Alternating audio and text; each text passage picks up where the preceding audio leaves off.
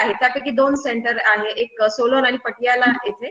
त्या दोन्ही सेंटरचे ते प्रिन्सिपल इंचार्ज आहेत, ते पब्लिक रिलेशन ऑफिसर आहेत, अकॅडमिक सेक्रेटरी आहेत, नोडल ऑफिसर आहे, पब्लिक इन्फॉर्मेशन ऑफिसर आहेत आणि आणखीन बऱ्याच गोष्टी म्हणजे officer incharge, fellowship of scholarship, nodal officer social media. त्यानंतर सरांचा आणखीन परिचय देतात म्हणजे त्यांनी आता कॉन्फरन्स आणि लेक्चर्स टॉक्स किती दिले याची गिनती नाही, म्हणजे जास्त 50 पेक्षा जास्त खरं तर होईल ते.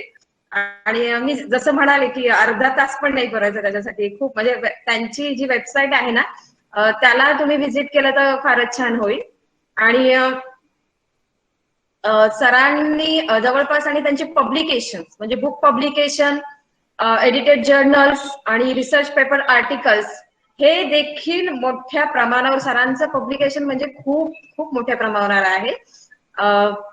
आणि सरांचा जो एक्सपर्टाइज एरिया आहे तो प्रामुख्याने psycholinguistics, human studies, social linguistics, writing system आणि ट्रान्सलेशन स्टडीज आणि interculture प्रॅग्मॅटिक्स.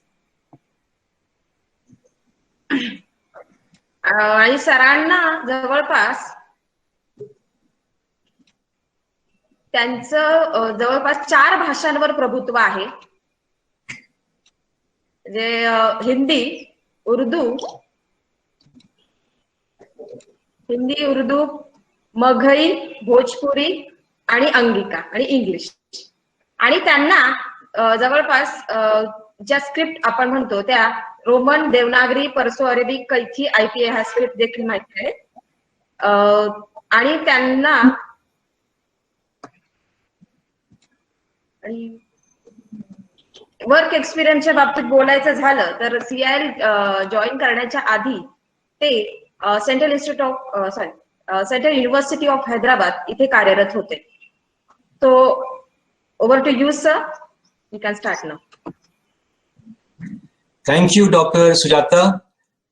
It was a very elaborate introduction, and I was patiently waiting for the introduction to be over so that I could get in touch with our esteemed participants, and who I would like to address with a lot of delight, because I have a lot of interest in Marathi language, and I have had a very nice rapport with Marathi speaking colleagues in past when I was in Hyderabad, and even now we have a very esteemed colleague, Dr. Sujata Bhujang is there. More than that, if you have a little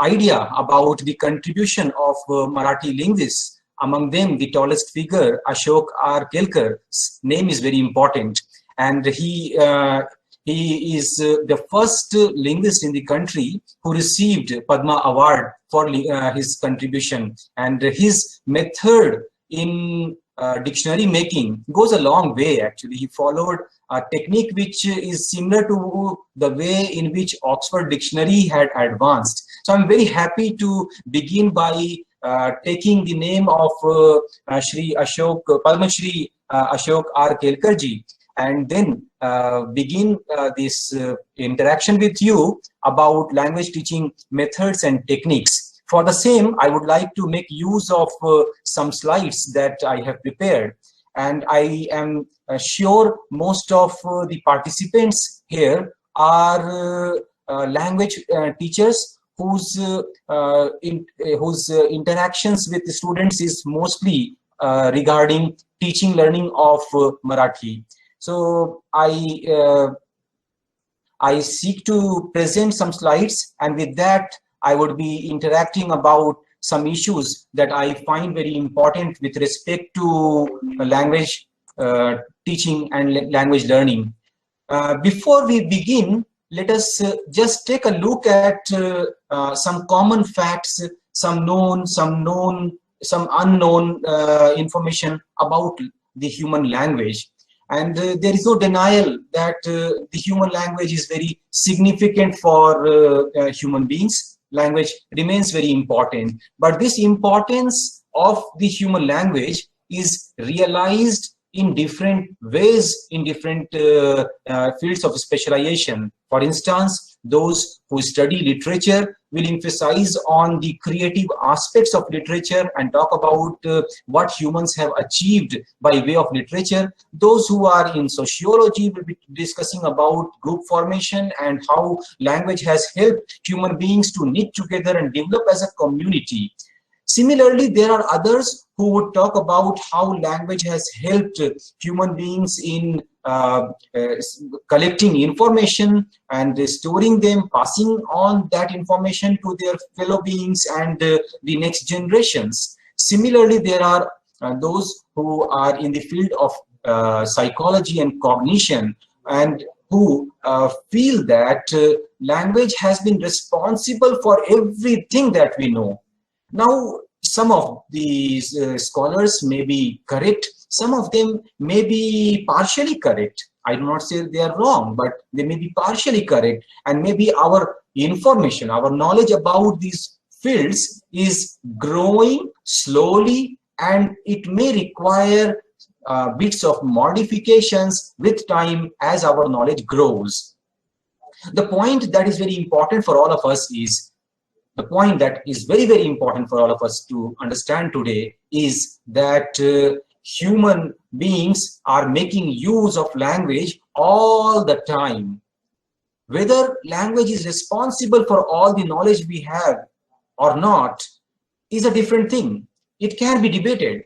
It can be said that yes, language contributes to the full knowledge that we have, and there are other factors too. But at the same time, let us accept the fact that language is present. It's kind of omnipresent. It's present in most of the activities that we are doing. Even when we are asleep, even when we are just dreaming, language is playing some role or the other, even in our dreams.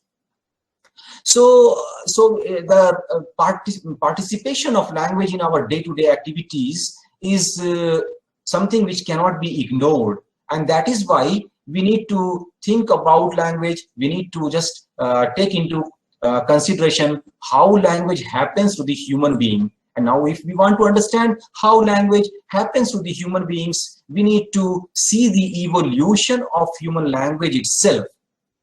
I must inform you at this point that today our focus will be language teaching methods and techniques. But before that, let us take into consideration how language evolved. In case of human beings, the moment I say language has evolved, I take aside and I believe in the fact that language was not always present there. Language was not always present there. That means language happened. Language occurred, language started developing in humans at a point of time.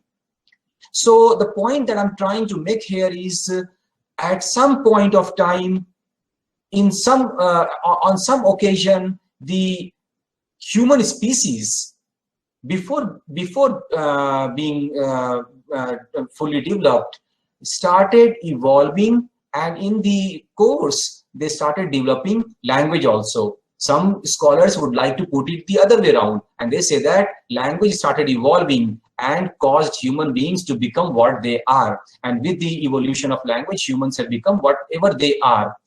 Now, this is a claim that can be challenged and that can be proven. Now, one of the arguments supporting this view is that the way language develops in a human child is similar to the way it has developed in human beings. If you were the students of psycholinguistics, or if you look into some books of psycholinguistics, if you try to find out how language develops in a child, you'll get to know a lot of things which would be supporting this kind of a view. Things like the similarity in a child's brain size, the similarity in the rate at which it grows, the correspondence of this size and growth with that of the human beings of a very distant past. So there are very easy to notice correspondences between the way language develops, or say human brain develops, and the way human brain developed in past. So this gives us some clue about similarity or the contribution of language to the development of human beings to the extent that they are today. At the same time, we also need to take into consideration a very, very important point. I mean, the reason for which I mentioned the first 2 points were or is very simple. That is, like, language is very important. It is very significant, and its significance cannot be ignored, because it helps us in a number of ways, more than what we can list here and now. But at the same time, we need to take into account the fact that language does not, or say, is not present right from the birth. So when a child is born, the child is not speaking, the child is not using language in its totality. In that case, the human children, even though they are born with some capacity to learn language or to develop language in themselves, they need to be exposed to language stimulus. They need to be exposed to some environment where language can grow in them. Now, this point is further developed because the exposure that children get, human infants get in early childhood and in infanthood, is related to mostly speaking and listening, or say listening and speaking. There is no reading and writing at that stage, but within the same language, the child also has to slowly learn the techniques of reading and writing. So it is important that we understand how initial developments of language happens in human children. So there are different stages. In the beginning, there is only cooing and gooing sounds, and then there is a babbling stage when the child is able to combine a vowel and consonant and produce simple syllables. After that, there is a small stage of, say, one word stage where the child is producing the first words. Then comes a holophrastic stage when the child is able to combine one or two words and produce something like phrases. And then comes the stage when the child is able to produce sentences. But then you, as teachers in schools, will notice children who come with some proficiency in language. They are able to speak, they are able to form sentences. Occasionally, they are also able to read and write. So their initial stages are already achieved. Your challenges and tasks are slightly different. And they are not just different. In fact, your challenges are also different. You have some advantages, like the students who come to you have some proficiency, they know some grammar, they have a vocabulary, they are able to make simple sentences, they are able to prepare, or they are able to speak on a topic for some time, they are able to make use of language for smaller activities. And now you have to only teach them how to write essays and stories, how to write paragraphs, how to use language for debates and things like that. So it looks like you have a working machine, and that has to, whose abilities are to be enhanced. But at the same time, you have a different challenge, and that challenge is like the rate of learning is not same as early stage learnings. So you have, on the one hand, an advantage that the children who come to you have already got some aspects of the language, they already have got some skills, and you have to develop the skills further. But at the same time, you know that the rate of acquisition, the rate of learning has slowed down, and it is not same as an infant picking up words very fast. So I wanted to inform you with this, that there is an advantage, and at the same time there is a disadvantage also in all these things. Something that plays an important role is the social, the cultural, factors, because that can affect the motivation in the children, and if motivation is affected positively, the result can be very, very good. If the motivation is not there, the result can be bad. And sometimes negative motivation or say discouragement in the classroom can cause inhibition in the students, and that inhibition in the students can prevent them from making errors, prevent them from using and experimenting with language, prevent them from trying to create something, and thereby there would be lack of development. There would be result which is less than what you had expected. In the stages of language acquisition and language learning, there are some patterns, and we need to take into account the patterns in which language develops, the first language develops in a child, and the pattern in which language learning, the second language or third language, happens. I must like to introduce to you 2 points here. One is related to acquisition and the other is related to language learning. So the word acquisition stands for a situation in which language develops in the child without formal training, without conscious efforts, whereas in learning there is a conscious effort, there is a formal training.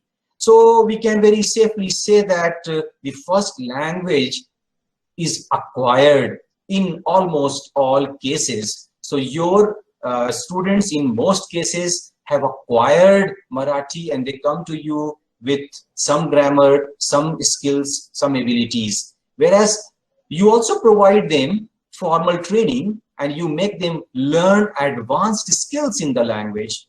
Whereas if I were to learn Marathi, I will have to formally learn it. I'll have to put conscious efforts because I'm not in the stage of acquisition. In adults also acquisition is possible. That is related to like being in a community where the language is spoken and then slowly unconsciously picking up language. I'm very happy that when Dr. Sujata was introducing me, the most of the expressions that she used in Marathi, or say almost all of them, I was able to follow. Maybe because I had the information before, or maybe because I see a similarity between the way Hindi and its varieties are spoken and Marathi is structured. So that way it was easy for me to follow. Now, most of you would be aware of the skills that are to be developed in a student who comes to you. So the skills include listening, speaking, reading, and writing. And of these 4 skills, listening and speaking are at the level of oral and oral medium, whereas reading and writing are in the written and print form. And if you look at listening and reading, these are comprehension skills, whereas speaking and writing, these are like production or productive skills. Now you have to train your students in production skills as well as comprehension skills. And in these there are patterns. There are patterns which are very interesting. For instance, when children are growing up, they are not only learning a language very fast. In fact, they're also committing very interesting errors that can be noticed, errors that can be discussed, errors that can be researched. So when children make errors, it also gives us some clue about why those errors are occurring. First of all, let us accept the fact that children produce language which is not only exposed to them. That means they of course repeat, they of course imitate, they of course produce something that you have exposed them to, but at the same time they also produce something that you have not exposed them to. So how are they able to produce something that they were not exposed to? They are able to do that when they abstract rules from whatsoever you had exposed them to. So when you expose the child to language data, the child is able to draw some patterns. The child is able to build some rules, and that can be discussed as rule abstraction. So children are very good at abstracting rules, but sometimes languages have exceptions also. The rules are not applicable to each and every instance of language use. So what happens is, when children initially abstract rules, they apply that rule to everything that they are coming across. And when that happens, they commit errors, which can be called errors because of rule overgeneralization. So due to this overgeneralization, they are able to commit errors which are very interesting, and these can be studied. These errors are very, very important because they tell us that children have the ability to abstract rules. Among all these things, what is very important is the socio-cultural factors, because that can make the child interested in trying and committing errors and thereby learning the language fast. And it can also cause inhibitions, and due to which the children may not learn very fast. So it is in our own hands as teachers to either encourage or discourage the children. And I think most of you would be interested in encouraging the children by providing them the right atmosphere in which the language can grow in them. And this would be a service to the language itself, because a language grows when it has younger speakers, when it is passed on from the older generation to the younger generation, when the younger generation writes new literature in that, when creative literatures are coming in that, when a lot of translations are happening in them, a lot of these things are when technology is enabled in such languages. So when technologies are adapted in that language, all that becomes very important. And I think Marathi as a language has done very well. Shall I proceed? Yes, sir. Yes, sir. All right, thank you. So a language grows when there are such things happening. And in order to develop a language like Marathi, the speakers of Marathi will have to pass on this language to their younger ones. And that would be possible in two ways. One is at home, when the younger ones are exposed to Marathi. And that will also happen in schools when teachers of Marathi will provide right atmosphere to the students in learning and developing Marathi. Now, this right atmosphere is like making the teaching learning interesting, making the language situation interesting for the students, making it inviting in nature, making it very welcoming and soothing in nature, so that the students do not develop fear, they do not have inhibitions, and they don't have dislike for the languages. So it is up to the teachers. Now, how teachers would make the classroom interesting is by adopting right methods and techniques. And that is why probably Dr. Pankaj Dwivedi asked me to discuss language teaching methods and techniques with you. And I'll be coming to that shortly. But before that, let us also repeat a few points. Let us also take into consideration some other very important points. The first point is about the role, or say a definition for language. And you might have noticed in most places the language, the human language is defined as a medium of communication. Most of us would be exposed to this definition, and most of us would be passing on this definition among the school students. So we try to inform our learners that language is a medium of communication, because one of the most important roles played by language is that of communication. But at the same time, let us also take into consideration a very important point, that is, language is also responsible for cognition itself. That means our thinking abilities, our ability to understand things is highly dependent on language. Yes, please. Sir Hindi में बोल सकते हैं, बहुत लोगों का मैं बोल सकता हूँ। आपने अच्छा किया, इन्फॉर्म किया कि हिंदी में बोला जाए, और मैं सक्षम हूँ आपको हिंदी में भी इन सारी बातों को बताने में। अगर ये सभी के लिए सहज है तो मैं अभी से हिंदी में बोलता चला जाऊंगा। जी जी सर, हमारे लिए अच्छा रहेगा। बाकी यस सर, बोला प्लीज सर। यस सर, सबके लिए अच्छा रहेगा। Thank you. Yes sir, Hindi में। ठीक है, तो फिर हिंदी में। हाँ जी सर, हिंदी में बोलो, हिंदी में। ओके। और हिंदी में आपसे आपको बताते हुए मुझे काफी प्रसन्नता है का अनुभव हो रहा है, क्योंकि ये मेरी मदर टंग है।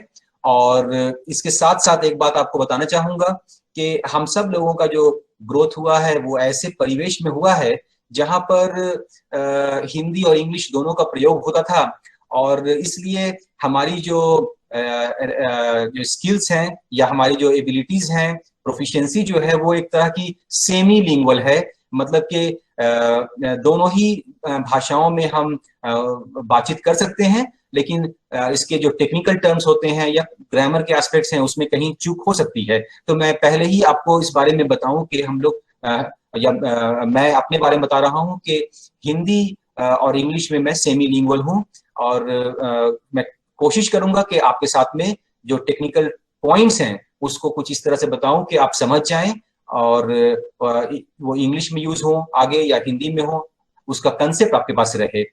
तो मैं आपको बता रहा था कि जो भाषा का जो के विषय में कि इसका इसकी जो परिभाषा है, जो उसमें कम्युनिकेशन को काफी फोकस दिया गया है और कॉग्निशन को भी फोकस देने की जरूरत है।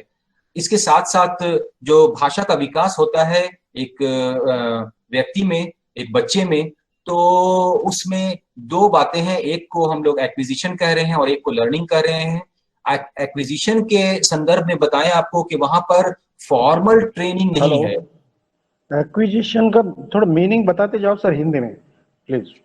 देखिए, जो शब्द एक्विजिशन है इसमें इसके कई मीनिंग मिलेंगे आपको, इसके कई सेंसेस हैं। जैसे कि अगर आप पॉलिटिकल साइंस में देखेंगे तो इसकी एक अलग परिभाषा मिलेगी, सोशियोलॉजी में अलग मिलेगी, लेकिन भाषा विज्ञान में अगर आप देखेंगे तो भाषा वैज्ञानिक जो हैं, भाषा विज्ञानविद जो हैं और भाषा के जो शोधकर्ता हैं, इन सब लोगों ने एक्विजिशन जो टर्म दिया वो उस संदर्भ के लिए दिया जिसमें कि भाषा का विकास किसी व्यक्ति के अंदर हो रहा है, लेकिन उसमें कोई फॉर्मल ट्रेनिंग नहीं है। क्लासरूम के अंदर में जैसे आप एक ग्रामर की किताब लेकर के पढ़ाते हैं वो नहीं है, और लर्निंग के केस में है। तो अगर मैंने अपनी पहली भाषा अपने घर पर सीखी तो वहां पर कोई टीचर नहीं था, वहां पर कोई क्लासरूम नहीं था, वहां पर किसी ने मुझे ग्रामर की किताब या डिक्शनरी लेकर के कुछ नहीं सिखाया, तो हमारे साथ में वो एक्विजिशन हुआ। यानी आपकी जो पहली भाषा है वो अक्वायर किया आपने।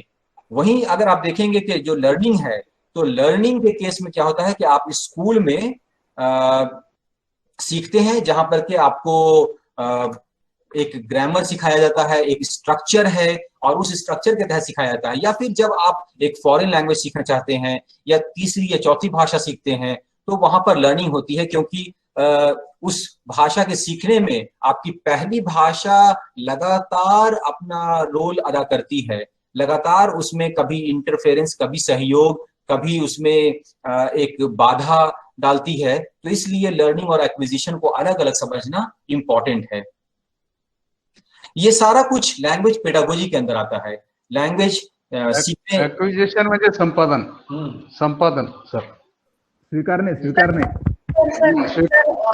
लहान मूल भाषा ग्रहण कसं करतो, म्हणजे त्याचं जे आसपासचं वातावरण असतं त्याच्या कानावर काही शब्द पडतात आणि ते शब्द स्वीकारली जाते, स्वीकारली जाते, भाषा कशी स्वीकारली जाते, संपादन करणे, स्वीकारणे, ग्रहण करणे।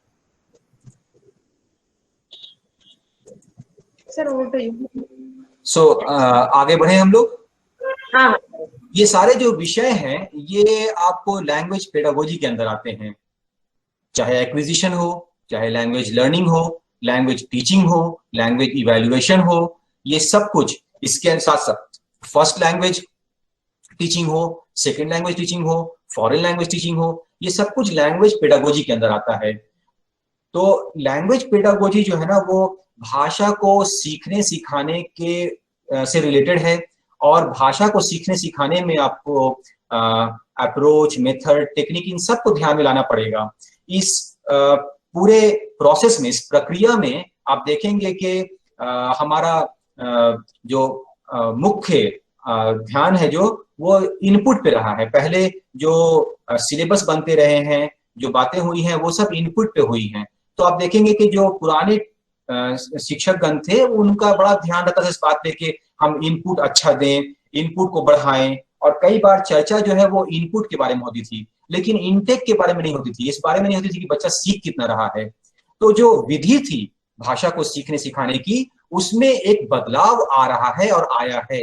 यानी कि पुराने समय में भाषा को सीखने सिखाने में सिलेबस को खूब बड़ा करो, इनपुट को बढ़ाओ, इनपुट बढ़ेगा तो वो ज्यादा सीख लेगा, ऐसी एक अवधारणा थी। और उस अवधारणा से थोड़ा हट करके अब जो आज की अवधारणा है वो है कि इनटेक को बढ़ाओ। मतलब कि इस बात पे ध्यान मत दो कि कितना आपका सिलेबस बड़ा है, कितना रिच है, इस बात पे ध्यान दो कि कितना वो जो आपका स्टूडेंट है वो कितना ले पा रहा है। इसी बात को दूसरी तरह से बताएं तो आउटपुट पे ध्यान मत दो, आउटकम पे ध्यान दो। इस बात पे मत देखो कि वो जो स्टूडेंट आपका है वो कितना बोल सकता है, कितना लिख सकता है, उसके क्वालिटी पे देखो कि आप जो चाहते थे, जिस तरह का विकास अपने छात्रों में आप चाहते थे, वो विकास हुआ कि नहीं हुआ।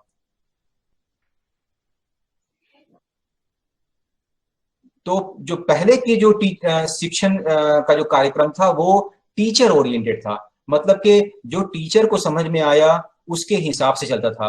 लेकिन आज का जो भाषा सीखने सिखाने का जो प्रयास है वो स्टूडेंट ओरिएंटेड होने लगा है, वो लर्नर ओरिएंटेड होने लगा है, वो लर्नर सेंट्रिक होने लगा है। यानी कि जो आपके पास सीखने आ रहा है वो उसका केंद्र है, वो आपका जो छात्र है वो उस पूरे प्रक्रिया का केंद्र है और इस तरफ ध्यान आकर्षित किया जा रहा है।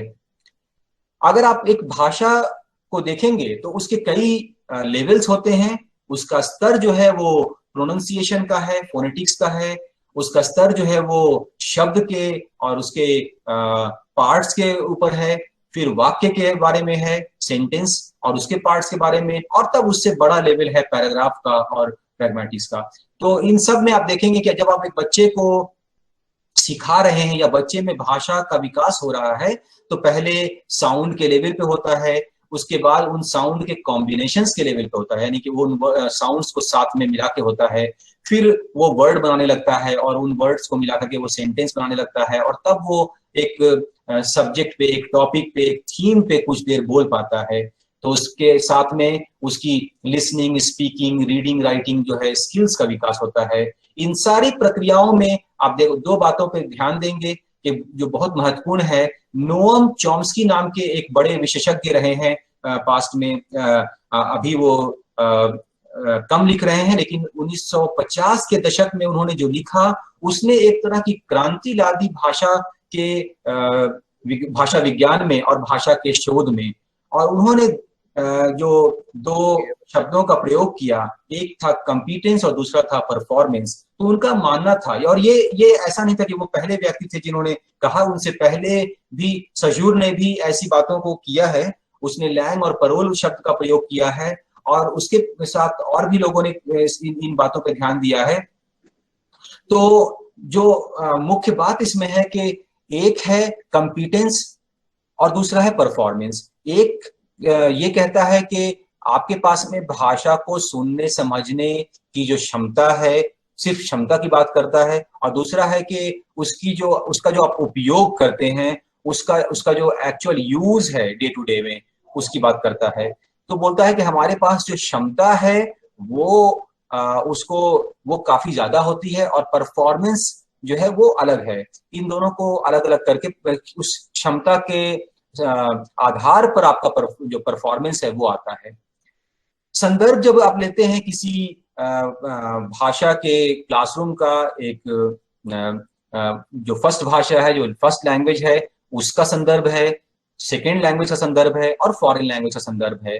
जो फर्स्ट लैंग्वेज का संदर्भ है उसमें आपको पहले बताया मैंने कि जो आपके छात्र हैं उनके पास थोड़ी सी समझ उस भाषा की है और आपको उसके दूसरे जो स्किल्स हैं, दूसरी जो उसकी योग्यताएं हैं, उसका विकास कराना है। और जो सेकेंड लैंग्वेज का कंटेक्स्ट है उसमें क्या होता है कि आपको उसको शुरुआत से सिखाना है, लेकिन उसमें फर्स्ट लैंग्वेज का जो उसका अपना एक्सपीरियंस है वो एक्सपीरियंस एक रोल प्ले करता है। वो एक्सपीरियंस या तो बाधा पैदा कर सकता है या फिर उसमें सहयोग पैदा कर सकता है। वो कुछ ओकेजन्स पे बाधा पैदा करेगा, किन ओकेजन्स पे बाधा पैदा करेगा और किन ओकेजन्स पे सहयोग करेगा, उसको आप दोनों जो उपयुक्त भाषाएं हैं उसकी जो संरचनाएं हैं उसको आप देख करके उसको एक तरह से उसका एक तुलना कर करके आप उसको समझ सकते हैं। और यही बात फॉरेन लैंग्वेज कंटेक्स्ट में भी उपयोगी है।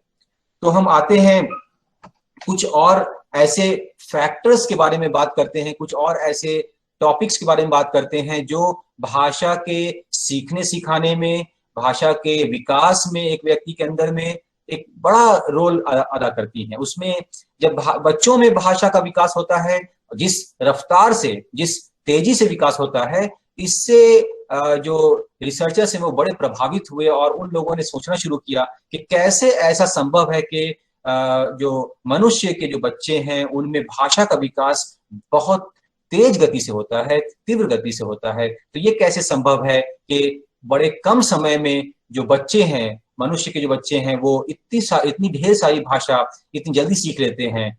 क्या ये नकल करने से होता है, या फिर क्या ये ढेर सारा इनपुट देने से होता है, या फिर ये रिवार्ड और पनिशमेंट का रिजल्ट है, या फिर कुछ ऐसा है कि उनके अंदर में भाषा पहले से ही होती है और वो खुल जाती है?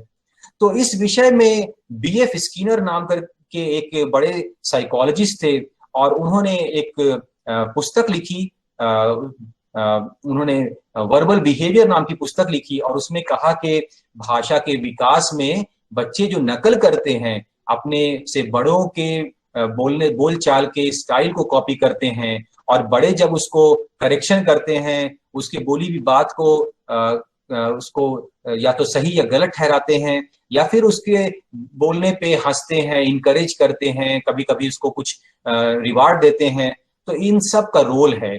और चॉम्स्की ने कहा कि नहीं, अगर ऐसा होता तो सारे बच्चे बिल्कुल बड़ों की तरह बोल रहे होते। और बड़े कैसे बोलते हैं बच्चों से? बड़े जब बच्चों से बात करते हैं तो अपनी भाषा को उसको और सिंपल कर देते हैं, तोड़ देते हैं, और वो एक डिस्टॉर्टेड भाषा का प्रयोग करते हैं, जहां पर के जो ग्रामर है वो भी बिल्कुल टूट चुका होता है, जो प्रोनाउंसिएशन है वो भी टूट चुका होता है। लेकिन जब बच्चे बड़े होते हैं तो वो बिल्कुल बड़ों जैसा बोलते हैं। तो इसमें चॉम्स्की ने कहा कि अगर सिर्फ ये बात होती कि वो नकल से सीख रहे हैं तो बिल्कुल वैसी ही भाषा यानी अनग्रामेटिकल लैंग्वेज सीखते, त्रुटिपूर्ण बोलते वो, और बड़ों जैसी नहीं बोलते। लेकिन होता तो उल्टा है कि बच्चे बड़े होते हैं तो बिल्कुल बड़ों जैसी बोली बोलते हैं। तो चॉम्स्की ने कहा कि ऐसा संभव इसलिए है कि उनके अंदर में एक लैंग्वेज एक्विजिशन डिवाइस टाइप की चीज है, उनके अंदर में सीखने की क्षमता जो है वो पहले से ही है, जन्म से ही है, और कुछ भाषा तो वो शायद साथ लेके ही पैदा होते हैं, और आपके थोड़े से एक्सपोजर, वातावरण से जो उनको इनकाउंटर होता है, उससे वो बस कहते हैं कि कुछ स्विच जो है वो ऑन हो जाता है, यानी कि हजारों स्विच हैं, उसमें से कुछ स्विच ऑन हो गए और बाकी ऑफ हो जाते हैं। इसके साथ भाषा का विकास होता है बच्चे में।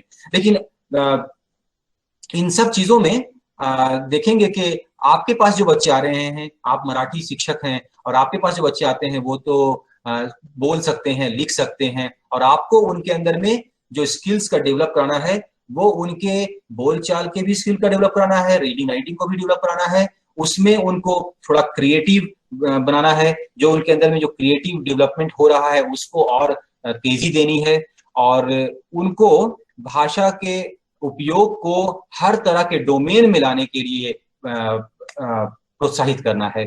तो इस तरह से अगर देखें तो फिर दो अप्रोच है।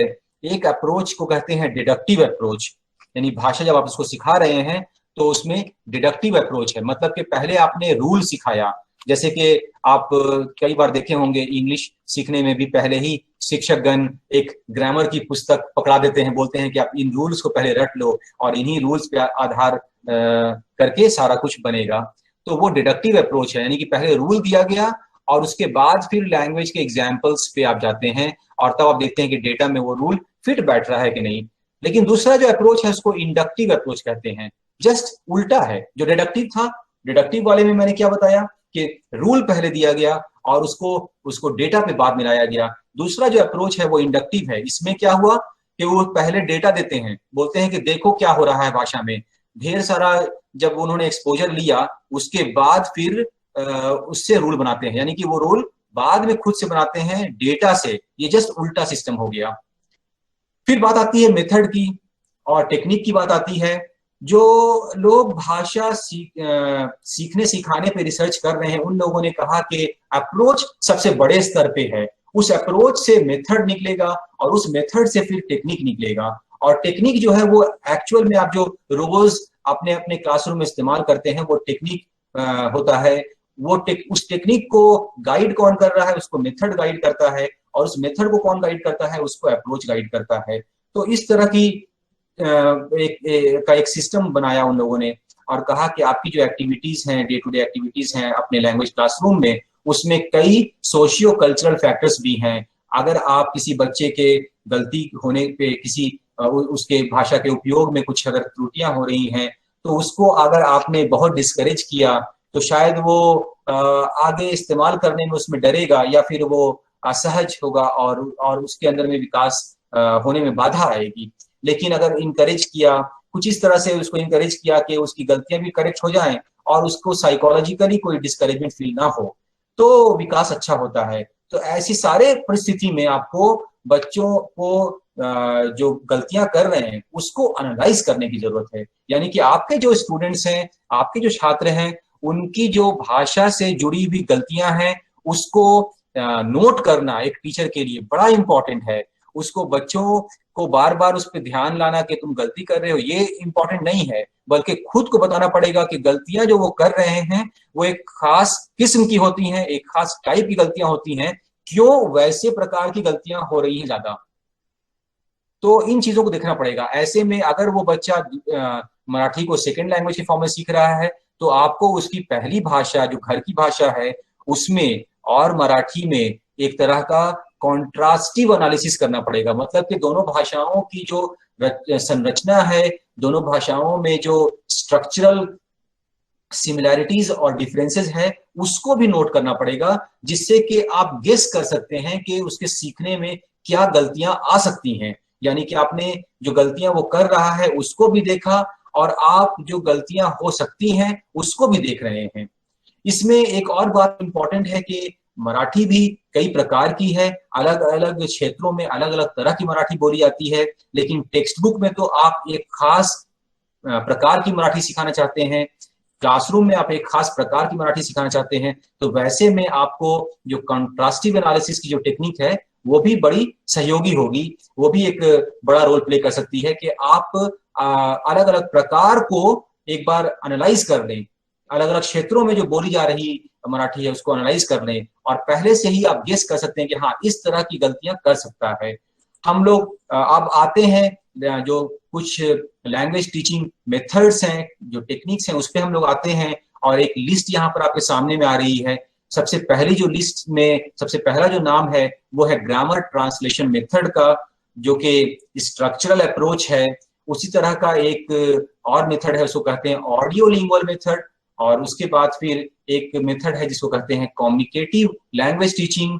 उसके बाद एक है डायरेक्ट मेथड जिसको कि हम लोग नेचुरल मेथड भी कहते हैं, वो नेचुरल अप्रोच में आता है।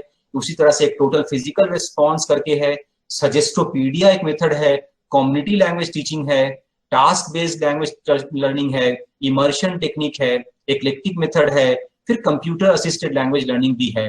तो ये कुछ पॉपुलर मेथड्स के नाम मैंने आपके सामने रखे हैं।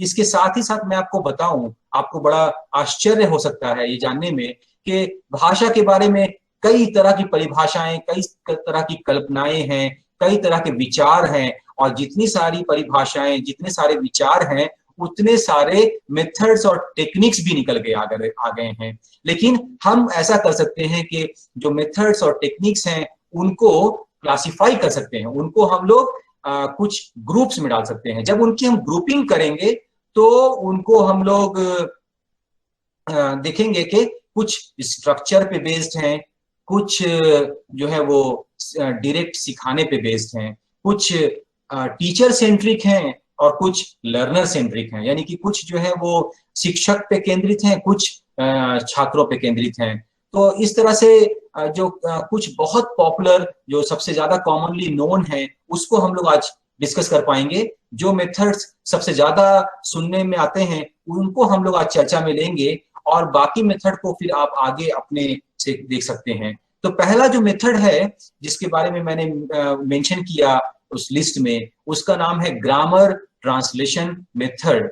और ग्रामर ट्रांसलेशन मेथड के बारे में आप देखिए कि ये जो मेथड है इसमें ये टीचर सेंट्रिक है, और ये मेथड जो है 19वीं 20वीं शताब्दी में ज्यादा पॉपुलर हुआ। और ये इस मेथड में ग्रामर पहले सिखाते हैं, रूल्स पहले बताते हैं, यानी कि ये जो है डिडक्टिव अप्रोच है। इसमें एक बड़ी इंपॉर्टेंट बात ये है कि ये मेथड एक ट्रेडिशनल मेथड रहा है, पुराना मेथड रहा है, और इसमें जो क्लासिकल लैंग्वेजेस हैं जैसे कि ग्रीक है, संस्कृत है, इन भाषाओं को सिखाने के लिए इस मेथड का उपयोग किया गया है। अरेबिक है, तो इन मेथड्स में क्या होता है कि रूल बहुत इंपॉर्टेंट है, और रूल से हट करके कुछ भी संभव नहीं है। अगर आपने रूल ब्रेक किया तो आप सिर्फ भाषा में अनग्रामेटिकल नहीं हुए, आपने सिर्फ कुछ त्रुटियां नहीं की, बल्कि ऐसा मानते हैं कि आपने एक तरह की ऐसी मिस्टेक कर दी कि वो रिलीजियस पॉइंट ऑफ व्यू से देखें अगर, तो एक तरह का पाप होगा, और उससे बच के चलने के लिए बहुत इम्पोर्टेंट है, अनिवार्य है कि रूल जो है उसको बिल्कुल पूरी तरह से माना जाए। इस मेथड का इसकी अपनी उपयोगिता है, इससे बहुत सारे लोग सीखते सिखाते रहे हैं, लेकिन इसमें जो लर्नर है उस पे काफी स्ट्रेस आता है, वो काफी परेशान होता है। आप सब भी जब बड़े हो रहे होंगे तो आपने ऐसी किसी विधि का, ऐसी किसी मेथड को देखा होगा, आप भी इसका आपका भी अपना एक्सपोजर और एक्सपीरियंस इस मेथड पे रहा होगा। आपने भी देखा होगा कि एक तरह का डर पैदा होता है सीखने वालों में, और इसलिए इसकी आलोचना हुई, और आलोचना में ये कहा गया कि इसका जो फोकस है वो रीडिंग पे है, मतलब कि कोई पढ़ ले, कम्युनिकेशन पे नहीं है। तो आप उस भाषा में प्रोफिशिएंट हो जाएंगे, आप उसमें आसानी से अपनी बात को साझा कर पाएंगे, इसके चांसेस घट गए, और इसमें प्रोफिशिएंसी एक समस्या बनी रह गई। तो इसलिए इस मेथड की आलोचना काफी हुई। दूसरा उससे बिल्कुल ही अलग एक विपरीत मेथड है, एक अलग ही अप्रोच है, जिसको हम लोग डायरेक्ट मेथड कहते हैं। ये 1850s में शुरू हुआ, और ये पहला ओरल बेस्ड मेथड था। इसमें कहा गया कि नहीं, आप एक तरह की समानता पाएंगे, जिस तरह से भाषा का विकास होता है एक पर्सन में, तो वैसे में जो मेथड फॉरेन लैंग्वेज या सेकेंड लैंग्वेज है उसको सिखाने का है, उसमें आप बिल्कुल डायरेक्ट मेथड लगाइए। जैसे कि एक बच्चे के अंदर में पहली भाषा का विकास होता है, उसी तरह से दूसरी और तीसरी और जो विदेशी भाषा है उसका भी विकास होने दीजिए। तो क्लासरूम के अंदर में सिर्फ टारगेट लैंग्वेज का यूज होगा, और थोड़ा ग्रामर सिखाएंगे, लेकिन उसका जो पैटर्न होगा ग्रामर सिखाने का, वहां पर रूल को मेमोराइज करने की बात नहीं होगी कि आपको रट लेना है, रटंत विद्या नहीं होगी ये, बल्कि ये ऐसा होगा कि इलस्ट्रेशन यानी कि प्रेजेंटेशन के थ्रू उसको पिक्चर्स दिखा करके, और उसके बाद फिर सिचुएशंस में डाल करके, यानी कि परिस्थितियों में डाल करके भाषा का विकास होगा। तो ये मेथड डायरेक्ट मेथड था, इसको नेचुरल मेथड भी कहते हैं। और जो रोज में इस्तेमाल में आने वाली, रोज प्रयोग होने वाली जो शब्दावली है और जो स्ट्रक्चर्स हैं उसको पहले बताते हैं, तो इसको डायरेक्ट मेथड कहते हैं। फिर वापस आते हैं स्ट्रक्चर वाले पे, और ये है ऑडियो लिंगुअल मेथड, जिसको के ओरल मेथड भी कहते हैं। और इस मेथड में फिर से आपको बताऊं, जैसे आपको ग्रामर ट्रांसलेशन मेथड का बताया था कि ये मेथड जो है ये भी ड्रिल पे बेस्ड है, यानी कि बहुत ढेर सारा उसमें एफर्ट लगेगा, और इसमें जो एम्फेसिस है वो स्पीकिंग और लिसनिंग पे है। इस पे भी जो फोकस है वो स्पीकिंग और लिसनिंग पे है। डायलॉग्स और ड्रिल को बोला जाता है, कोशिश ये होती है कि किसी एक नेटिव स्पीकर को बुला दो, किसी एक उस जो भाषा का जो मुख्य बोलने वाला है उसको बुलाओ, और वो जैसे बोलेगा वैसे ही बाकी लोग उसको रिपीट करेंगे। इस तरह का की और भी विधि है जिसमें हम लोग आएंगे। तो इस प्रक्रिया में वो जो बच्चे जो सीखने वाले हैं वो बार बार जब इसका प्रयोग करेंगे तो वो सीख लेंगे। और इस प्रोसेस में भी देखा यह गया कि क्रिएटिविटी वो डेवलप नहीं करती है, कम करती है। और इस मेथड में आप कॉमन जो चीजें बताई गई वो तो सीख लेते हैं, लेकिन जो प्रोफिशिएंसी है बहुत अच्छी नहीं आई। जिन डोमेन्स का और जिन परिस्थितियों के बारे में एक्सपोजर हुआ वहां तो बोलचाल आप आराम से कर लेते हैं, लेकिन दूसरी परिस्थितियां, अगर नई परिस्थितियां आ गई तो भाषा के उपयोग में समस्या आने लगती है। तो इस मेथड की भी आलोचना बहुत हुई और आज बहुत सारे लोग इस मेथड का उपयोग करने से मना करते हैं। जो शोधकर्ता है वो बोलते हैं कि ग्रामर ट्रांसलेशन मेथड या ऑडियो लिंगुअल मेथड इनका उपयोग कम से कम किया जाए। एक और मेथड है जो कि एक साइकोथेरेपिस्ट, एक साइकोलॉजिस्ट ने डेवलप किया, जियोर्जी लोजानोव नाम था उनका। उन्होंने कहा सजेस्टोपीडिया। तो ये जो शब्द है सजेस्टोपीडिया, ये सजेशन और पेडागोजी इन दोनों को मिलाकर बना है। और इन्होंने कहा कि जो टीचर है क्लासरूम में वो अपने सजेशंस के तरीके से बच्चों में भाषा का विकास करा सकता है। जब कोई बच्चा अगर कुछ सही उपयोग कर रहा है तो वो सजेशन देगा, और कभी कुछ गलती करता है तो वो उसको डी सजेशन देगा। इसमें दो मुख्य पॉइंट्स हैं। एक है पॉजिटिव सजेशन, मतलब कि हाँ हाँ आप सही बोल रहे हो, बहुत अच्छा, इनकरेज करने का पॉइंट है। और दूसरा वाला पॉइंट है डिस्करेज ना करने का। ध्यान दीजिएगा इस बात पे, डिस्करेज ना करने का यानी डी सजेशन। वहां पर उसको रोकना या बाधा पहुंचाना नहीं है, बल्कि उसके लिए नेगेटिव डी सजेशन का उपयोग किया और बोला कि अगर उस तरह से करें तो बच्चों में क्या होगा कि नेगेटिव ग्रोथ नहीं होगा और वो उसको लेके सीख लेगा। तो इस मेथड का भी दो अलग अलग फेज रहा है। पहले फेज में इसमें 3 तरह के स्टेजेस बताया गया, बाद में इसी मेथड को डेवलप किया गया आगे और इसमें 4 आ गए।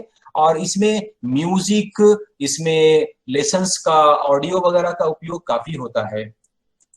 अब आते हैं एक बड़े ज्यादा प्रचलन में, बहुत ज्यादा उपयोग में आने वाले मेथड पे, जिसको हम लोग कम्युनिकेटिव लैंग्वेज टीचिंग मेथड से जानते हैं। और ये काफी ज्यादा उपयोग में आता है। 1970s में ज्यादा ग्रो किया, यानी वर्ल्ड वॉर के बाद इसकी उपयोगिता लोगों को समझ में आने लगी। और जब देखा गया कि भाषा के विकास में कई बार बच्चों में साइकोलॉजिकल प्रॉब्लम्स आ जाती थी, तो उन्होंने लैंग्वेज तो सीख ली, लेकिन साथ ही साथ उनकी जो पर्सनैलिटी है वो असर में आ गई। तो ये अच्छी बात नहीं थी। और ये सब एक स्कूल टीचर के लिए भी बड़ी इंपॉर्टेंट बातें हैं, महत्वपूर्ण बातें हैं कि अगर कोई बच्चे में आप भाषा का विकास कराना चाहते हैं, साथ ही साथ आपने अगर उसकी पर्सनैलिटी की प्रॉब्लम्स डाल दी तो ये अच्छी बात नहीं है। बल्कि ऐसा होना चाहिए कि भाषा के विकास के साथ साथ उसकी पर्सनैलिटी में अगर कोई समस्याएं हैं तो उन समस्याओं का भी निवारण हो जाए वहां पर। तो फिर ये कम्युनिकेटिव लैंग्वेज टीचिंग मेथड जो डेवलप किया, इसमें ये सबसे ज्यादा वाइडली एक्सेप्टेड मेथड है। और इसमें ये देखा गया कि उनमें जो आपकी चाह है, आप जो आउटकम एक्सपेक्ट करते हैं, वो आउटकम क्या है कि वो उसमें कम्युनिकेट करने लगे, यानी कि अपने रोज के प्रयोग में लाने लगे। और इस मेथड में इसी कोशिश में, इसी में हुआ कि ग्रामर नहीं बताया जाएगा, ग्रामर पहले से नहीं रटाया जाएगा, उसमें उसको एक सिचुएशन में डाला जाएगा और उस सिचुएशन में उसको उपयोग करने को इनकरेज किया जाएगा।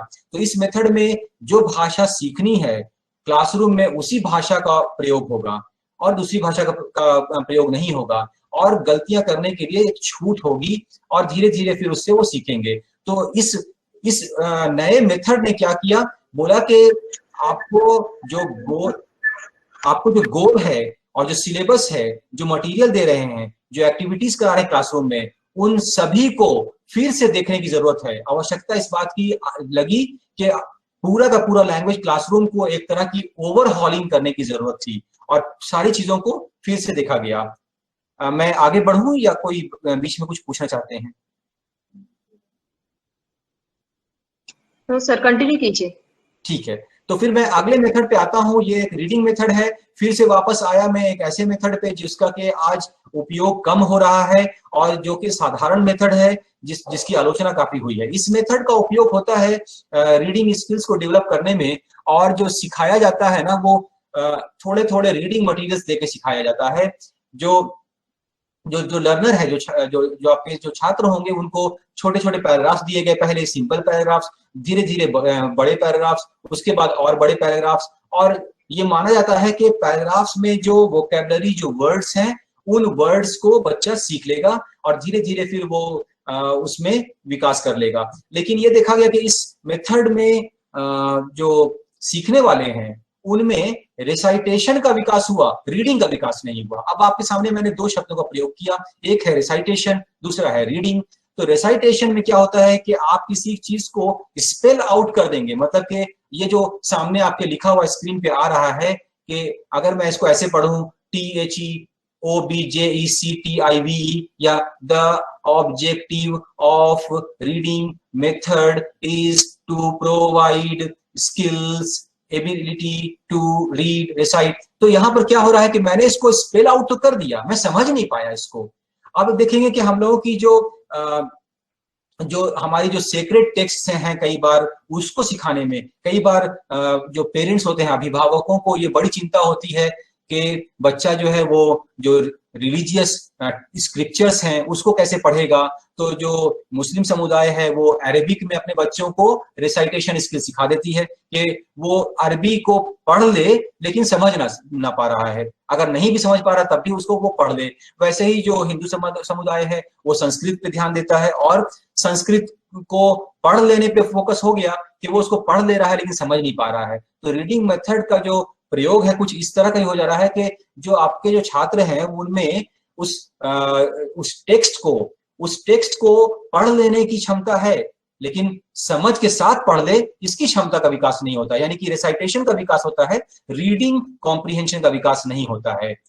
एक और मेथड है जिसका जो कि एक्सपेरिमेंट के तहत डेवलप किया, इसको कहते हैं मिमिक्री मेमोराइजेशन मेथड। इस मेथड में क्या होता है कि एक नेटिव स्पीकर को, जैसे पहले मैंने आपको बताया कि जो उस भाषा का उपयोग करने वाला है उसको लाया गया और वो आकर के एक सेंटेंस बोला, बाकी लोग उसको लगातार रिपीट करते हैं, बिल्कुल वैसे ही रिपीट करते हैं जैसे कि एक ओरिजिनल नेटिव स्पीकर बोला था। अब यहाँ पर जो रेशियो आप देख रहे हैं वो होगा 1:2 का, मतलब कि अगर मैं किसी स्पेनिश भाषा का बोलने वाला हूं और आप सभी स्पेनिश सीख रहे हैं तो मैं एक सेंटेंस का प्रयोग करूंगा और आप उसको 2 बार 3 बार साथ साथ रिपीट करेंगे और आप कोशिश करेंगे कि जितनी बार आपको एक्सपोजर मिले उसका दुगना आप उसका प्रयोग करें, उसी तरह से प्रयोग करें जैसे कि एक उस भाषा का नेटिव स्पीकर, उसका जो मुख्य भाषी है वो उसका उपयोग करता है। तो इस मिमिक्री से हो सकता है कि प्रोनाउंसिएशन को फायदा मिल जाए, रीडिंग स्किल्स ठीक हो जाए, लेकिन इस भाषा में क्रिएटिवली कोई रूल कोई डेवलप करे, क्रिएटिवली कोई उसमें काम करे, इसकी जो संभावनाएं हैं वो कम हैं। तो इस मेथड का भी क्रिटिसिज्म हुआ, इसकी भी आलोचना हुई और ऐसा लगा कि इसमें इसकी जो उपयोगिता है वो सीमित है, इसकी जो उपयोगिता है वो सीमित है। अब हम आते हैं डायरेक्ट मेथड पे, फिर से वापस डायरेक्ट मेथड में ये नेचुरल अप्रोच का रिजल्ट है और इस विधि का जो विकास हुआ है ये स्टीफन क्रैशन और ट्रेसी टेरेल के वर्क से हुआ है। और क्रैशन की जो थ्योरी है उसका लैंग्वेज पेडागोजी में, लैंग्वेज टीचिंग टेक्निक लर्निंग में काफी इस्तेमाल होता है। तो उसने कहा कि जो नेचुरली किसी बच्चे में विकास होता है अपनी भाषा का, उससे हमें सीख लेनी चाहिए और उसी विकास को हम लोग सेकेंड लैंग्वेज या थर्ड लैंग्वेज या फिर फॉरेन लैंग्वेज क्लासरूम में भी उपयोग में लाए, उसी विधि को अपनाएं। मतलब कि उस पे स्ट्रेस ना हो, बच्चों को कोई स्ट्रेस फील ना हो, वो चिंता में ना रहें और वो उपयोग करने से, उसके इस्तेमाल करने से डरे नहीं, वो एक्सपेरिमेंट्स करें, साथ ही साथ वो उसमें धीरे धीरे विकास हो जाए जब वो इंकरेजमेंट फील करेंगे। इसके बाद देखा गया कि इस मतलब विधि का भी काफी सार्थक परिमाण निकला और इससे भी फायदा काफी पहुंचा उन सबको अपने टीचिंग लर्निंग में। तो आज इस विधि को भी लोग उपयोग में लाते हैं। इसके बाद एक कॉग्निटिव कोड अप्रोच है, और कॉग्निटिव कोड अप्रोच 1960s में जबकि कॉग्निशन एक इम्पॉर्टेंट टॉपिक बन गया भाषा के और भाषा सीखने शिक्षण के शोध में, जब विकास होने लगा और जब कई तरह के डिबेट्स भी सामने निकल करके आए, अलग अलग मेथड्स पे चर्चा होने लगी, कुछ मेथड्स की आलोचना और कुछ नए मेथड्स का प्रोत्साहन होने लगा, तो ये कॉग्निटिव कोड अप्रोच वहां डेवलप होना शुरू हुआ, जिसमें कहा गया कि लैंग्वेज का जो डायरेक्ट लिंक है वो तो माइंड से है, ये एक मेंटल प्रोसेस है, तो लैंग्वेज टीचिंग को हम सिर्फ हैबिट से कैसे जोड़ देंगे। यानी कि जो भाषा का विकास हो रहा है किसी व्यक्ति के अंदर में, वो एक मेंटल प्रोसेस है, और मेंटल प्रोसेस को हम सिर्फ रोज के बिहेवियर से जोड़ दें, उसमें उसकी वजह से कई तरह की समस्याएं आ रही हैं, बल्कि हमें फोकस इस बात पे करना चाहिए कि माइंड कैसे काम करता है, कैसे भाषा और मस्तिष्क का जो संबंध है उसको इसमें ले, ध्यान में लें, और तब हम उस मेथड को लगाएं। तो इस मेथड का विकास शुरू हुआ और देखा गया कि ये कोई मेथड के तरीके से नहीं निकला, इससे कोई एक सिंगल मेथड नहीं निकला, लेकिन दूसरे जो मेथड जो इससे जुड़े हुए थे, जो इस तरह के अप्रोच को फॉलो कर रहे थे, जैसे कि कम्युनिकेटिव लैंग्वेज टीचिंग अप्रोच का मैंने जिक्र किया पहले, तो उस तरह के मेथड को फायदा मिला, उन लोगों ने इसका यूज किया, जो आइडियाज यहाँ पर थे, जो इसका मेन जो इसका मेन गाइडिंग प्रिंसिपल था, जिस पे आधारित है ये अप्रोच, उस आधार को दूसरे मेथड्स ने भी लिया और उनको फायदा हुआ। इसके बाद एक और बहुत इंटरेस्टिंग और बहुत ही सिंपल मेथड था निकला, जिसे कहते हैं एक्लेक्टिक मेथड।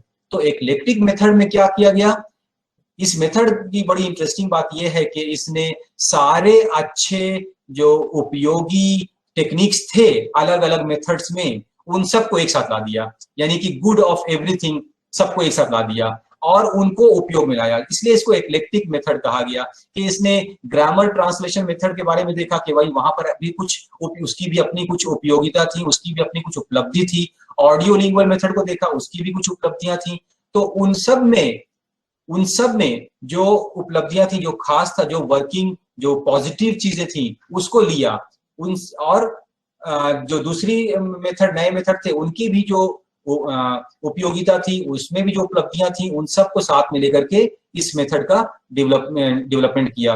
और थोड़ा जी पामने सर, प्लीज तुमची स्क्रीन तुम्ही प्रेझेंट करू नका, स्क्रीन शेअरिंग बंद करा। पामने सर, सर आप अपनी स्क्रीन शेयर कीजिए, अभी नजर नहीं आ रही। मेरी स्क्रीन नहीं दिख रही है? हाँ सर, वो बामने सर की नजर आ रही। बामने सर, ओहो, वो उनकी स्क्रीन शेयर कर रहे हैं ना, उस वजह से। अच्छा, तो फिर मुझे स्टॉप शेयरिंग करना पड़ेगा और फिर से शेयरिंग करना पड़ेगा।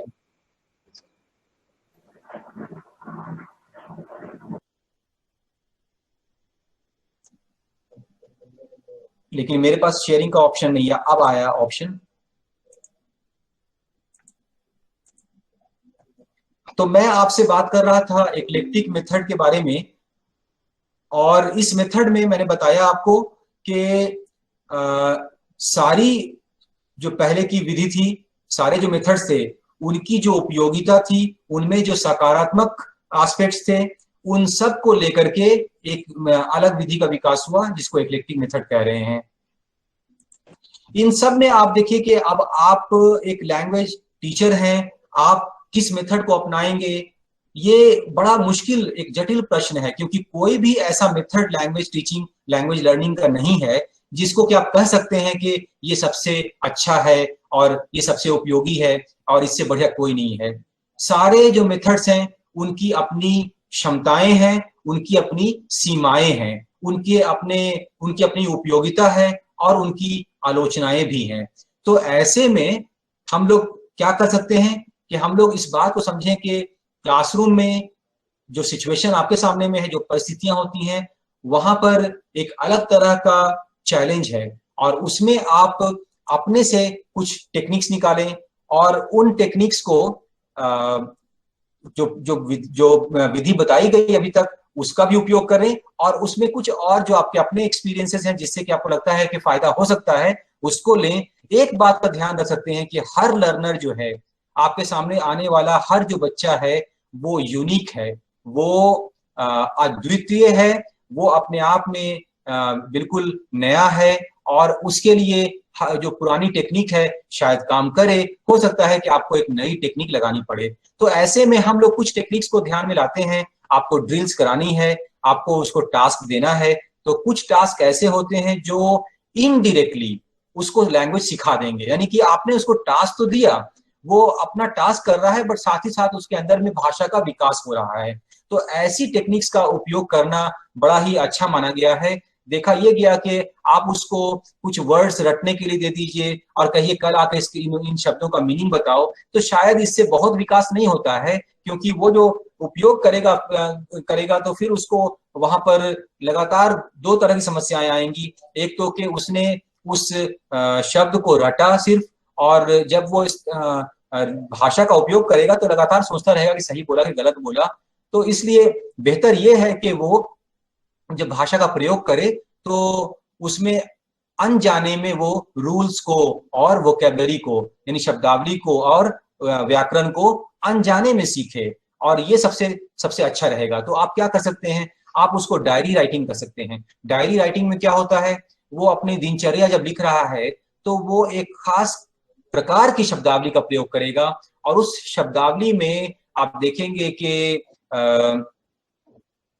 जो क्रिया का उपयोग है और जो टेंस है, यानी कि जो काल का प्रयोग है, वो एक खास प्रकार का होता है। यानी दिनचर्या जब आप लिखेंगे तो सब कुछ भूतकाल में होगा, वर्तमान काल में नहीं होता है। तो जब आप देखेंगे कि आपके भी भाषा में आपने उसको जब शब्द सिखाया, तो उसी शब्द के विकास के लिए आपको उसमें मार्किंग सिखानी है कि कैसे उस एक जो शब्द है वर्तमान काल में है अभी, और उसको आप भूतकाल में कैसे ले जाते हैं। यानी अगर आपको बताना है कि मैं जाता हूं, आपको अब इस शब्द में इस वाक्य में उस बच्चे को सिखाना कि मैं गया था, तो यहाँ पर आप देखेंगे कि जो बदलाव आया वो हूं से था पे आया, और जो जाता हूं वो गया हो गया। तो इन चीजों को सिखाने के लिए डायरी राइटिंग बड़ा उपयोगी साधन है। इसके साथ साथ रोल प्लेज एक बड़ी इंटरेस्टिंग एक्टिविटी है, यानी कि आप बच्चों को कुछ रोल असाइन कर दीजिए। उसको आप डॉक्टर, इंजीनियर, पुलिस, पोस्टमैन, कोई एक रोल असाइन कर दीजिए और बोलिए कि वो उस रोल के तहत आपसे इंटरेक्शन में आ रहा हो। तो वहां पर भी क्या होता है कि उसे लगता है कि वो तो एक रोल प्ले कर रहा है, ड्रामा या प्ले में है, लेकिन जब उस रोल के साथ वो भाषा का उपयोग करता है तो अनजाने में सीखता है। साथ ही साथ उसको डोमेन की लैंग्वेज पता चलती है, यानी कि जब आपने उसको रोल असाइन किया, किसी को आपने क्रिकेटर बना दिया, तो क्रिकेट जो डोमेन है उस डोमेन का, या स्पोर्ट्स जो डोमेन है उस डोमेन की भाषा भी उसके साथ में डेवलप करती है, और अंत में तो उसे डोमेन स्पेसिफिक लैंग्वेज का ही प्रयोग करना है, यानी कि अलग अलग संदर्भ में भाषा का उपयोग कैसे करें यही सीखना है। तो उस संदर्भों का विकास जो है रोल प्ले से अच्छे से हो सकता है। इसके बाद लर्निंग बाय टीचिंग, यानी कि स्टूडेंट्स को टीचर बना करके देखिए, उनको भी एक शिक्षक बना के देखिए और उनसे कहिए सिखाने के लिए, तो वैसे में भी अनजाने में वो सीख पाते हैं। फिर आता है कुछ और बड़ा सटीक मेथड, जैसे कि एक्सटेम्परी का टेक्निक है, इलोक्यूशन का टेक्निक है, यानी कि एक टॉपिक दिया, उस टॉपिक पे तुरंत बोलना है, या टॉपिक दिया उस पे वो तैयार करके आए और तब बोलना है। स्टोरी टेलिंग है, ग्रुप डिस्कशन है, साथ साथ पढ़ने का जो एक तरीका है कि एक टेक्स्ट लिया और उस टेक्स्ट को सभी लोग मिल के पढ़े। जब सब मिल के पढ़ते हैं तो उसमें रीडिंग स्किल भी ग्रो कर रहा है और उस जो टेक्स्ट है उसको समझने की क्षमता भी ग्रो करती है। डिबेट्स करा सकते हैं। जस्ट ए मिनट एक्टिविटी ऐसी है कि कोई एक कुछ बोल रहा है और अगर उसने ग्रामर का मिस्टेक किया या शब्दावली का कोई मिस्टेक किया, व्याकरण या शब्दावली से जुड़े भी कोई गलती की, तो दूसरे उसको रोकेंगे और जो रोकेगा फिर आगे से वो बोलता चला जाएगा। तो ऐसे में उनमें अलर्टनेस आता है और इस अलर्टनेस से उनका जो व्याकरण और शब्दावली का विकास है वो अच्छा होता है। सर्वे टेक्निक्स है और फिर बाद में ऑडियो विजुअल का जो यूज कर सकते हैं आप, उसका भी उपयोग करेंगे। अगर कंप्यूटर्स का उपयोग करेंगे तो भी फायदा होता है। आप यहाँ पर देखिए, मैंने जब आपको पॉपुलर मेथड्स का मेंशन किया था, तो पॉपुलर मेथड्स में मैंने कंप्यूटर असिस्टेड लैंग्वेज लर्निंग का मेंशन किया था, लेकिन यहाँ पर स्लाइड्स उसके बारे में नहीं है, क्योंकि मेरी अपनी समझ के हिसाब से कंप्यूटर असिस्टेड लैंग्वेज लर्निंग कोई मेथड नहीं है। बेसिकली जैसे जैसे टेक्नोलॉजी आती है, पुराने जमाने में जब सिर्फ पुस्तक हुआ करती थी तो पुस्तक का उपयोग था, तो बुक मेथड नहीं बन पाई थी, वो एक सहयोगी थी। बाद में जब ऑडियो वीडियो पॉसिबल हो सका, जब आपके पास में रिकॉर्ड्स थे तो आपने ऑडियो मेथड लगा दिया, बाद में वीडियोस आ गए, आज आपके पास में कंप्यूटर्स हैं, मोबाइल्स हैं, टैब्स हैं, तो इन सब का आप उपयोग करते हैं। ये सहयोगी हैं, इनका उपयोग है भाषा के शिक्षण में, लेकिन ये अपने आप में मेथड्स नहीं है। हाँ, मैं इस बात को पूरी तरह से मानता हूं कि अगर आपको बच्चों को भाषा सिखाना है, उनके अंदर में, बच्चों के अंदर में भाषा विकसित करानी है, तो इन सारे मेथड्स को, इन सारे उपकरणों को भी अगर आप यूज करेंगे तो फायदा होगा और भाषा का विकास सहज हो पाएगा। और इन सारे पॉइंट्स के साथ मैं अपनी वाणी को विराम देता हूं और उम्मीद करता हूं कि भाषा के शिक्षण में, बच्चों के अंदर भाषा के विकास में जो कुछ विधि हैं, जो कुछ टेक्निक्स हैं, उसको समझने में आपको कुछ फायदा हुआ होगा। और अगर इससे जुड़ा हुआ कुछ प्रश्न है जिसको कि मैं आपके बता सकूं, एक्सप्लेन कर सकूं, तो आपको आमंत्रित करता हूं अपने प्रश्न को पूछने के लिए। थैंक यू, धन्यवाद। कुणाला काही प्रश्न धन्यवाद।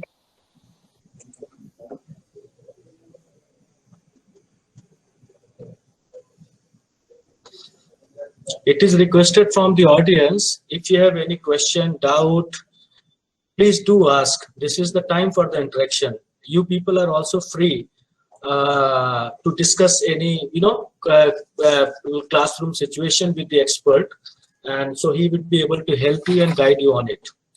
So those who want to ask question can raise their hand. There's the symbol called raise hand. You raise your hand, then we'll unmute your mic, and thereafter you can interact with the expert.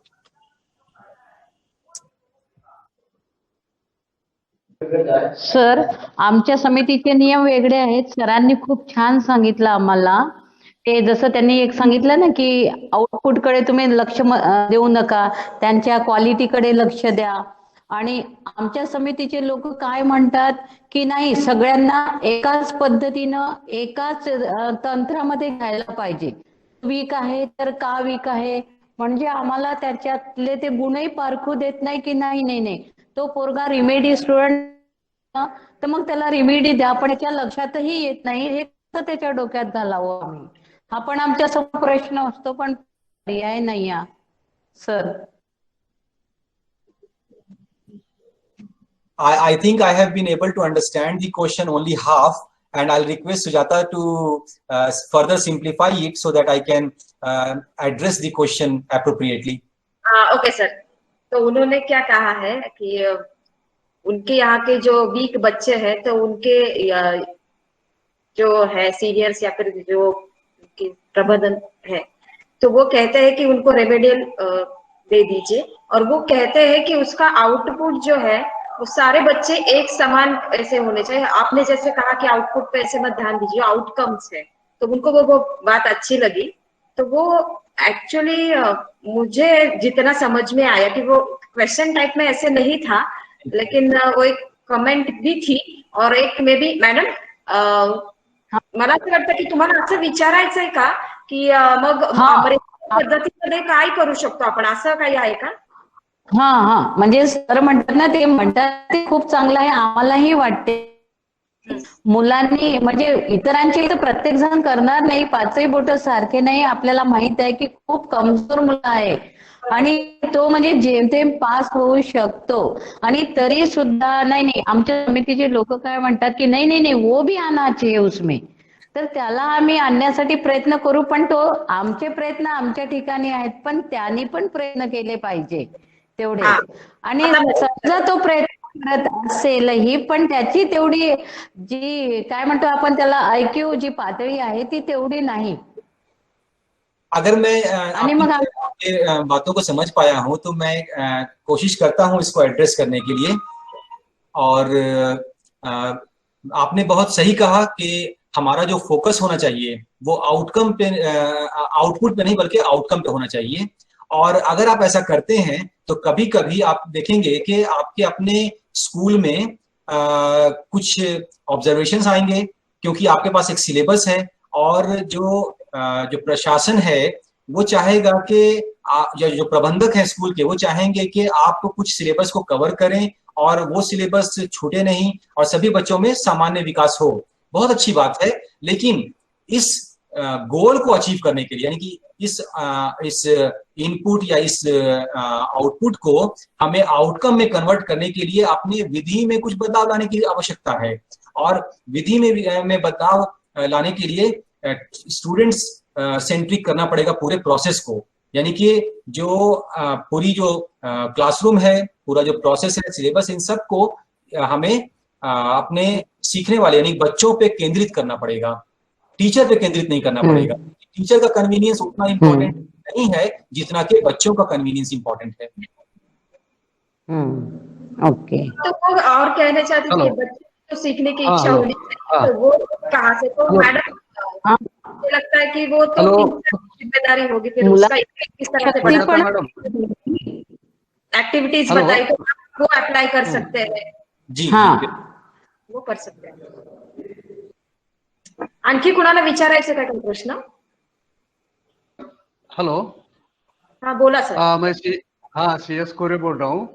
Madam actually क्या है, हमारा जो teaching methods है, ठीक है, जितने सारे जो टीचिंग मेथड्स और हमारा जो फिजिकली या इधर जो विद्यालय में जो हमारा वर्क स्टाइल हो, या हमारा समिति का जो अभी मैडम ने जो बताया आउटपुट, उसको ज्यादा ध्यान रखते हैं। इसलिए जो हमारा मेन जो उद्देश्य है टीचिंग मेथड का, जो मेन उद्देश्य है ना, वो पीछे रह जाता है। तो इसके लिए क्या करना चाहिए? देखिए, मैंने पहले भी बताया कि जो भाषा को सीखने सिखाने का कार्यक्रम है ये नया नहीं है, ये प्रक्रिया नहीं है। बहुत पहले से ये इस बात को सभी मानेंगे कि जो मानव जाति है उसके बच्चे जो है भाषा लेकर पैदा नहीं हो रहे हैं, उन्हें सीखने सिखाने की आवश्यकता पड़ती रहती है।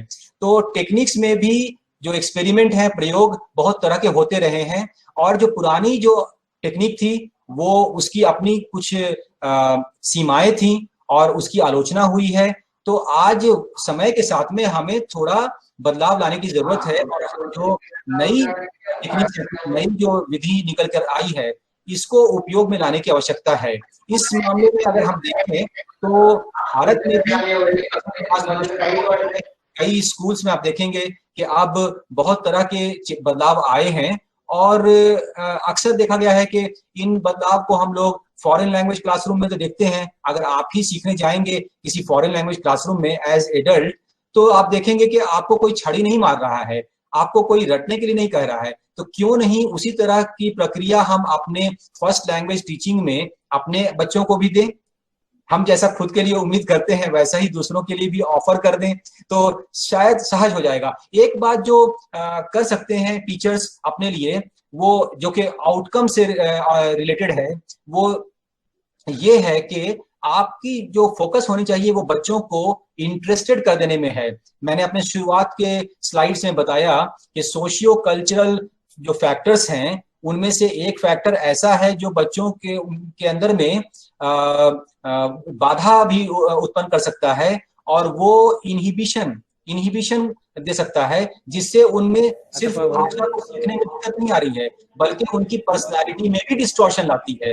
तो वैसे में हम कुछ ऐसा वातावरण क्रिएट करें, ऐसा वातावरण बनाएं जिसमें कि वो या तो सीख ले वहां पर या फिर सीखने में इच्छुक रह जाएं। हमारी सफलता वहां भी है कि अगर वो इच्छुक रह गए तो वो आगे एक्सपेरिमेंट से सीख लेंगे। क्यों? क्योंकि ये फर्स्ट लैंग्वेज है, इसके लिए उनके पास में बहुत और उपयोगी वातावरण उपलब्ध है उनके घर पे, उनके आसपास में, उनके दोस्तों में, प्लेग्राउंड में। तो उस तरह से हमें उनको इच्छुक बना के रखना सबसे महत्वपूर्ण कार्य होगा।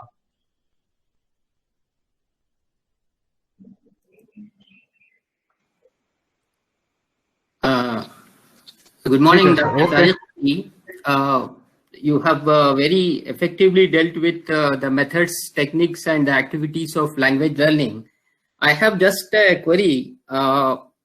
For example, if a child of 2 years, 1 or 2 years, whose parents are having more love and affection with him, and with just because of that love and affection, normally we observe that we change our accent, pronunciation, and the words also we distort sometimes, calling the children when we interact with them.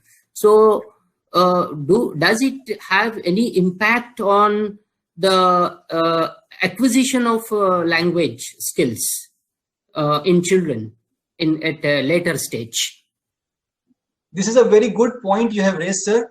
The point is when children are growing, they naturally attract the adult members of the community, and adult members, the moment they see a small child, they distort their voice. They simplify or oversimplify the grammar, and they distort the pronunciation of words. This has an impact. I agree with you, this has an impact, but the impact is not negative. That is what actually Chomsky also mentioned, that the impact is there, and this impact is not negative. Otherwise, the children would have grown up speaking wrong grammar, and that does not happen. Even though you supply, what is it called, small data, distorted data, the children are able to grow with full-fledged language. So it is possible because children have, or say younger children, infants, have a special ability that the adult members may not have, because when the child grows, the mind becomes to some extent plastic in nature. That means the elasticity of mind decreases with time, and the ability to learn or acquire decreases with time. But as far as younger children are concerned, as far as infants are concerned, whether you speak to them in a distorted manner, or you speak in oversimplified grammar, or you speak incorrectly, they will be able to pick correct thing only. The one more reason, I mean, you should never, try to be very formal with children just to provide them good grammar. Don't do that, because they have a skill to filter out. Your distorted sound has a soothing effect on their personality. So it encourages them to speak to you more. It encourages them to get into interaction and enjoy the conversation, which is more important, because that would help them experiment with things, commit errors, and learn with that. So it is very good, point that you have raised. Thank you. Thank you. Is there any other question from anyone else? Yes, sir. Sir, D.K. Gupte. Yes, sir. Continue. हाँ sir. Sir, Navodaya Vidyalaya में ये हमारे पास जो बच्चे आते हैं जो native state में छठी क्लास से आते हैं सर, तो छठी क्लास तक वो बाहर से ही मराठी भाषा अच्छी तरह से सीख कर आते हैं, और बाहर वाले स्टेट में जो माइग्रेशन होता है वहां छठी क्लास में आते हैं, वहां नई भाषा उनको मराठी के रूप में पढ़नी होती है. ये जो टीचिंग लर्निंग जो टेक्निक है सर आपके द्वारा जो पढ़ाए गए, वो बिगनर्स के लिए ज्यादा लागू होते हैं या ऑलरेडी भाषा अर्जित की है छठी क्लास तक और वो बच्चे हमारे पास आए हैं, उनके ऊपर अच्छी तरह से हम अप्लाई कर सकते हैं, या छठी क्लास में जिनको कुछ भी पता नहीं है उस लैंग्वेज के बारे में, उन बच्चों के लिए ये मेथड्स तीनों एज के लिए, मान लो जो बिगनर्स है फर्स्ट क्लास वाला स्टूडेंट्स और सिक्स्थ क्लास वाला स्टूडेंट्स जो वही भाषा पहली क्लास से लेकर पढ़ते आया है, और एक बच्चा है जो बाहर के स्टेट में जिसको सिक्स्थ क्लास में नए तरीके से ये भाषा पढ़नी है, तो सभी के ऊपर यही टेक्निक सर हम अप्लाई कर सकते हैं या लागू होते हैं उनके ऊपर? आपने जो क्वेश्चन पूछा है वो उतना सिंपल नहीं आंसर कर पाना, ये थोड़ा सा डिफिकल्ट है, लेकिन मैं आपको इसके दो पहलू पे ध्यान आकर्षित करना चाहूंगा आप सभी लोगों का. पहली बात तो ये है कि इसीलिए शायद मैंने एक्विजिशन और लर्निंग दोनों शब्दों का प्रयोग किया था कि आपके पास जो बच्चे आ रहे हैं वहां पर आपका एडवांटेज क्या है कि वो अक्वायर करने नहीं आ रहे हैं बल्कि वो सीखने आ रहे हैं, लर्निंग में आ रहे हैं. और लर्निंग में किस भाषा के लिए आ रहे हैं? उसी भाषा के लिए आ रहे हैं जिसको उन्होंने अक्वायर किया है. तो उनके पास में कुछ तो बेस पहले से है, आपका काम है कि उसको आप फर्दर डेवलप करेंगे, उसके स्किल को आगे ले जाएंगे. ये एक आयाम है. ऐसे में जो टेक्निक होगी, क्या वो एक्विजिशन वाली जो मैंने शुरुआत में बताई वो टेक्निक एप्लीकेबल होगी? उस टेक्निक पे मेरा फोकस इसलिए था कि मैं मानता हूं कि क्लासरूम सिचुएशन इनवाइटिंग होना चाहिए, क्लासरूम सिचुएशन इजी होना चाहिए, लोड वहां पर कम होना चाहिए। कई कारणों से ये इंपॉर्टेंट है। सबसे इंपॉर्टेंट जो कारण है मेरे लिए, बताते हुए मैं बहुत मतलब खुश हूं, वो ये है कि आपके दूसरे जो वो हैं विषय हैं, चाहे वो साइंस हो, सोशल साइंस हो, मैथमेटिक्स हो, उनके विकास में भी भाषा का एक महत्वपूर्ण योगदान है और उसको समझने में, सीखने में आपके जो भाषा है वो एक बड़ा रोल प्ले कर सकती है। मैं ये नहीं कह रहा हूं कि जिसकी मराठी अच्छी होगी वो साइंस और सोशल साइंस में बहुत अच्छा हो जाएगा, क्योंकि बाकी दूसरी स्किल्स की भी जरूरत है, लेकिन मैं ये कहता हूं कि उसके विज्ञान को और समाजशास्त्र को के विषयों को सीखने में भाषा एक बहुत महत्वपूर्ण योगदान दे सकती है। तो वैसे में जब हम भाषा का विकास करा रहे हैं बच्चों के अंदर में, चाहे वो छठी के लेवल पे भी आए हों, उनमें हम कुछ इस तरह से विकास कराएं कि वो अपने दूसरे जो सब्जेक्ट्स हैं उसमें एक तरह का फायदा मुनाफा देख सकें। और वो संभव है जब आप उन टेक्निक्स को लगाएंगे, जैसे कि रोल प्ले है, अगर आपने किसी को रोल प्ले दिया या फिर उसको आपने टीचर बनाया, अब उसको अपने साइंस का टीचर बनाया, तो वो साइंस के उस शब्दावली का प्रयोग करेगा। तो ये सारी चीजें जो है ना इसलिए लिंक्ड हैं, और शायद इसीलिए मैंने उन शुरुआती स्टेज में आपको एक्विजिशन से जुड़ी हुई बातें बताई और बाद में मैं लर्निंग पे आ गया, क्योंकि आपका जो संदर्भ है वो लर्निंग से ज्यादा जुड़ा हुआ है, एक्विजिशन से कम है। लेकिन एक्विजिशन के जो प्रिंसिपल्स हैं, उसकी जो अपना उसकी जो अपनी उपयोगिता है, उससे का जो संदर्भ है वो लर्निंग में भी हेल्प कर सकता है। Okay sir, thank you. नमस्कार सर। नमस्कार। प्रमोद चौधरी, JNV गुरुग्राम। सर मैं ये पूछना चाहता हूँ कि जैसे भाषा सीखने के लिए LSWR, listen, speak, right and read, ये सबसे महत्वपूर्ण है, लेकिन जैसे हम अदर लैंग्वेज स्टेट में जैसे मराठी पढ़ा रहे हैं थर्ड लैंग्वेज के हिसाब से, जिनकी ऑलरेडी दूसरी भाषा है, तो वो पहली स्टेप जो है लिसन, तो सबसे महत्वपूर्ण बात यही होती है कि उनको सुनने नहीं मिलती भाषा। तो हम शुरुआत करते हैं तो उनको भाई देवनागरी लिपि है, हिंदी के हिसाब से पढ़ो, तो पहले हम रीड, फिर लिखो, राइट करो, फिर सुनते भी है थोड़ा सा। तो इन स्टेज में क्या होता है कि ये जो सिस्टम हम उल्टा फॉलो करते हैं, तो इससे बच्चा ठीक तरीके से बोल नहीं पाता, स्पीक जो स्किल है उसका वो हो नहीं पाता। तो जरूरी ये है कि बच्चा ज्यादा से ज्यादा अदर स्टेट में थर्ड लैंग्वेज सुनने के अवसर उसको कैसे प्राप्त हो सकते हैं? आपके से जुड़ी हुई एक इंटरेस्टिंग बात बताता हूं मैं, लेकिन उससे पहले मैं एक थोड़ा सा करेक्शन करना चाहूंगा कि जो क्रम है स्किल्स का, लिसनिंग, स्पीकिंग, वहां तक तो आपने सही बोला, लेकिन फिर आपने कहा राइटिंग और तब रीडिंग। ऐसा होता नहीं है। बिना रीडिंग स्किल के आए हुए राइटिंग स्किल आ ही नहीं सकती है ना। हम लोग इसको ऐसे कह सकते हैं कि रीडिंग प्रेसीड्स राइटिंग, और शायद इसीलिए आपने पहले लिसनिंग कहा तब स्पीकिंग कहा, है ना, क्योंकि लिसनिंग पहले होती है। तो क्रम जो है वो कैसा होगा? Listening, speaking, reading, writing. अब संदर्भ लेते हैं आपके क्षेत्र का, जहां पर के मराठी एज अ सेकेंड या थर्ड लैंग्वेज सिखाई जा रही है। तो वहां पर आपने बहुत सही कहा कि आपको सबसे जो सहज चीज है वो है कि शुरुआत में ही आप स्क्रिप्ट सिखाएं। देवनागरी से वो पहले से ही परिचित हैं और उसमें थोड़ा सा ऑल्टरेशन करके आप उसको रीडिंग सिखा देंगे। रीडिंग, राइटिंग अगर वो सीख गए, लेकिन उन्होंने सुना नहीं है भाषा को, तो बोलने में फिर उनको दिक्कत आएगी। ये बहुत अच्छा ऑब्जर्वेशन है। लेकिन आज अगर आप ध्यान दें तो जो टेक्नोलॉजी उपलब्ध है आपके सामने में, सारे टीवी चैनल्स उपलब्ध हैं, मराठी चैनल्स बहुत सारे हैं, कंप्यूटर है, इंटरनेट है, मोबाइल्स हैं।